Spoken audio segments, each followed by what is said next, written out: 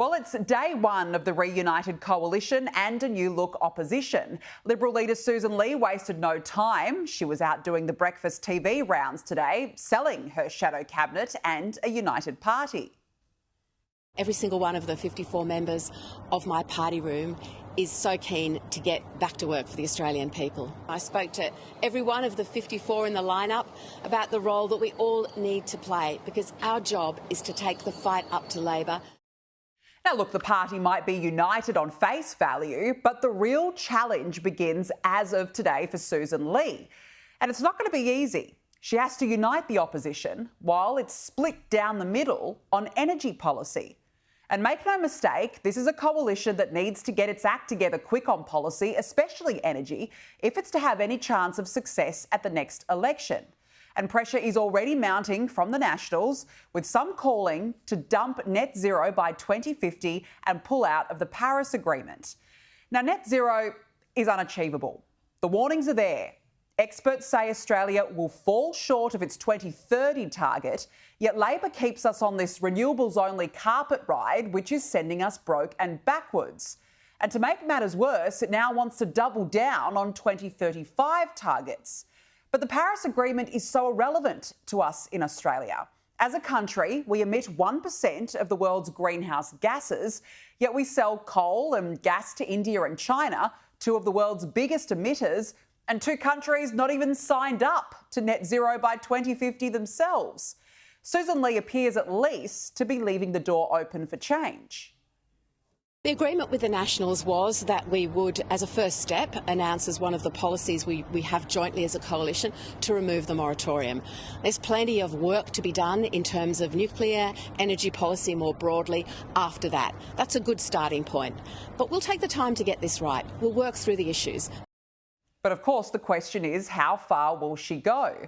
Moderates now dominate the New Look leadership team, and Susan Lee's refusal to commit to a serious position on net zero right now shows how split the party is.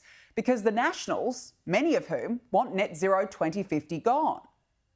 We've made it clear that we are going to discuss our position on net zero. Our room wants to have that discussion. We want to make sure it's an informed one. That will be something that we are certainly going to be taking up in our party room. I've been facing the pain, and I mean pain, of the people in my electorate who have just become the useful idiots under Jacinta Allen and Labor's federal aggressive policies for a rush to renewables. Net zero is disastrous for our nation. Let's fight it. Now, these calls won't go down well with moderate Liberals who form part of the new shadow cabinet.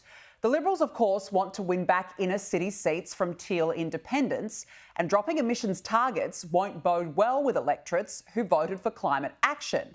One Liberal MP even told The Australian, "It's a very dangerous debate for us to be having. Tell me a seat we would have won if we had dropped net zero." Susan Lee and David Littleproud are on the same page, but the question is, what capacity do they have to control their people, especially David? It's not easy to infer that source was talking about the likes of Barnaby Joyce and Matt Canavan, especially, as they both vow to actively push back against net zero from the backbench.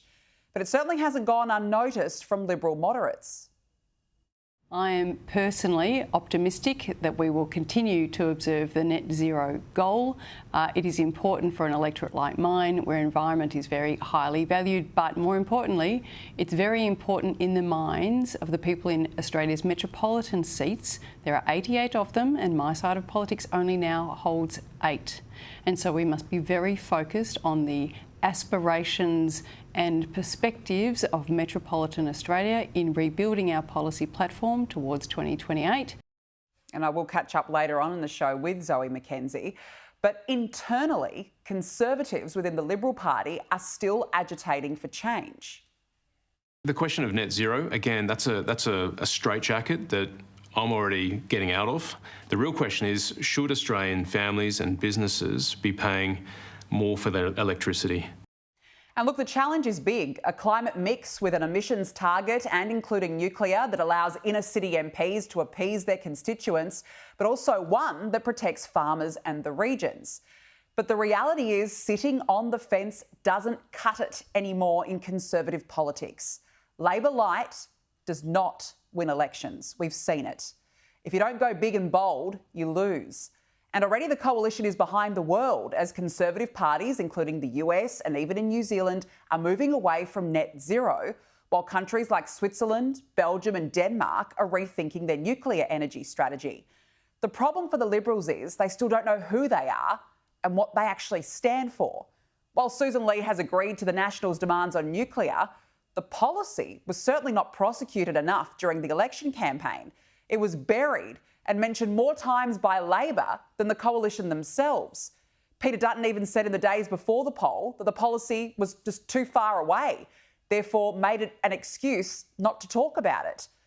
Where was the courage and where was the conviction then? And let that be a lesson to this new shadow cabinet or face years in the wilderness.